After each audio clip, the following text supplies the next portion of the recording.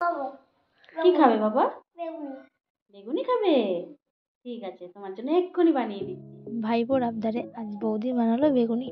তার জন্য লাগছে পরিমাণ মতো বেসন ও 2 চামচ চালের গুঁড়ো, পরিমাণ মতো লবণ, হলুদ, লঙ্কার গুঁড়ো, কালো জিরে, খাবার সোডা দিয়ে ভালো করে মিশিয়ে নিয়ে অল্প অল্প করে জল দিয়ে একটু স্মুথ ব্যাটার তৈরি করে নিল।